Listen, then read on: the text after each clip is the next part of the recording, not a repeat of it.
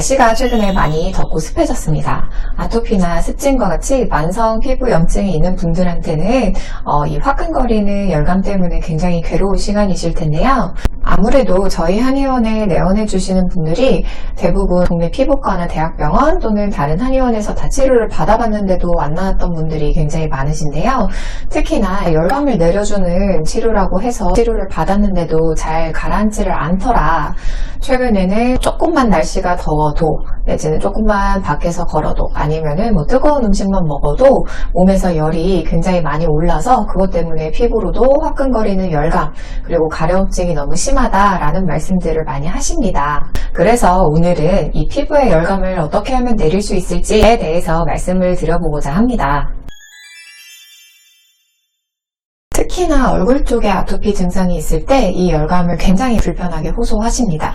이 열감 때문에 얼굴이 화끈거리고 마스크까지 끼니까 조금만 더워도 금방 더 빨개진다. 빨개지는 얼굴만 좀 감출 수 있어도 훨씬 스트레스를 덜 받을 수 있을 것 같다. 이렇게 열감을 가라앉힐 수 있는 한약이나 한약재는 없는지 이런 부분을 제일 많이 여쭤보십니다.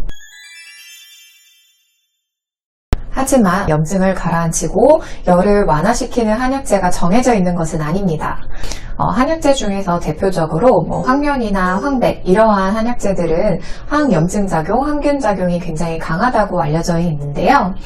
이런 한약재를 포함시켜서 한약을 먹는다고 해서 무조건 염증이 가라앉거나 열이 가라앉는 것은 아니라는 의미입니다. 오히려 인삼이나 생강과 같은 한약재들은 몸에 열을 일으킬 수 있다고 알려져 있는데 이런 한약재가 처방되어야 몸에서 열이 가라앉고 염증 또한 완화되는 경우도 적지 않습니다. 이것은 사람마다 염증이 발생하고 몸에 열이 많아지게 된 원인이 다르기 때문인데요. 특히나 인삼이나 생강과 같이 몸을 따뜻하게 해주는 한약재로 알려져 있는데도 불구하고 염증을 가라앉히는 한약재들은 몸이 피곤하거나 소화 기능이 좋지 않아서 몸에 열이 발생한 경우에 자주 사용됩니다. 조금 더 이해하기 쉽게 구체적인 예를 들어서 설명드리겠습니다. 인삼 같은 경우는 분명히 전부 다 무리한 것이 아닌데도 불구하고 특히 잠을 자는 시간, 수면 시간이 부족해진 것이 아닌데도 아침에 일어나기 힘들거나 낮에도 졸리다고 느끼는 분들이 몸에 열이 많아지면서 피부의 열감, 가려움증 또한 심해졌을 때 많이 처방되는 한약재 중에 하나입니다. 이런 경우에는 이제 수면의 질이 굉장히 좋지 않아서 피로감이 누적돼서 몸에 열이 발생하는 것인데요.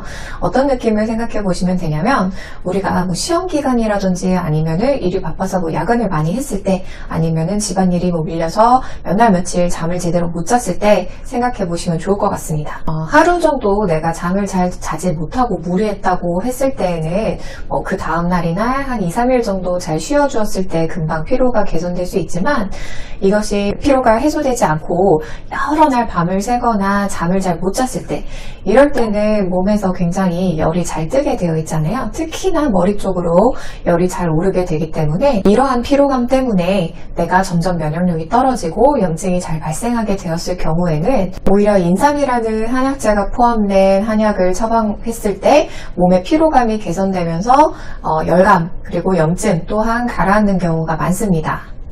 그런데 실제로 이제 밤을 새서 피곤해진 것을 말씀드리는 것이 아니라 앞서 말씀드린 것처럼 분명히 밤을 새거나 무리한 것이 없는데도 불구하고 피로감이 늘어난 분들, 뭔가 골골대는 느낌이 심해진 것 같다, 그러면서 내가 아토피가 심해진 것 같다 하는 분들에게 처방이 되는 것이고, 이런 분들에게도 오로지 인삼만 들어갔을 때에는 정말로 몸에 열이 많아질 수 있습니다. 그렇게 사용하는 것이 아니라 그 다른 요인들까지 고려를 했을 때 함께 처방되는 한약재의 종류가 달라질 수 있기 때문에 단순히 인삼이나 홍삼, 산삼 같은 것들을 임의로 섭취하는 것은 주의하시기 바라겠습니다.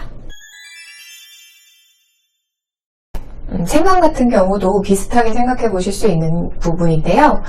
특히나 우리가 급체했을 때를 생각해 보시면 이해하기 쉬울 것 같습니다. 우리가 음식을 급하게 먹거나 아니면 굉장히 스트레스 받은 상황에서 먹게 되면은 체하게 되는데, 그럴 때 이제 처음에 몸이 굉장히 으슬으슬하고 뭔가 감기 걸린 것 같다 싶다가 결국에는 굉장히 몸이 뜨끈뜨끈해지면서 나 체했구나, 소화가 잘 되지 않고 체했구나, 이거를 인지하게 되잖아요.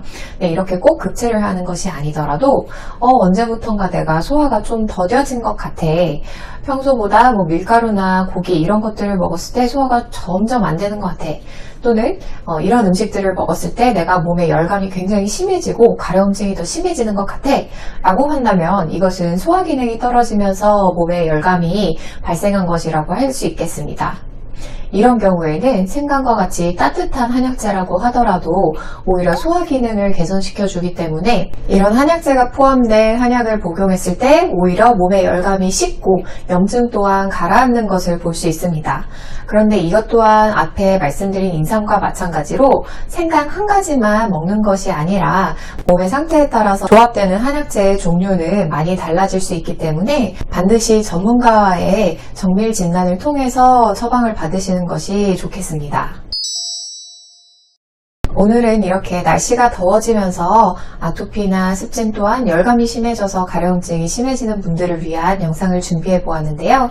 단순히 이제 찬물로 샤워를 하거나 뭐 세수를 하거나 냉찜질을 하는 것 이렇게 일시적인 관리법이 아니라 어떤 이유 때문에 내 몸에서 이렇게 열이 많아지게 되었는지 염증이 잘 생기게 되었는지 다시 한번 자신의 몸을 잘 살펴서 진료를 받으시기 바라겠습니다.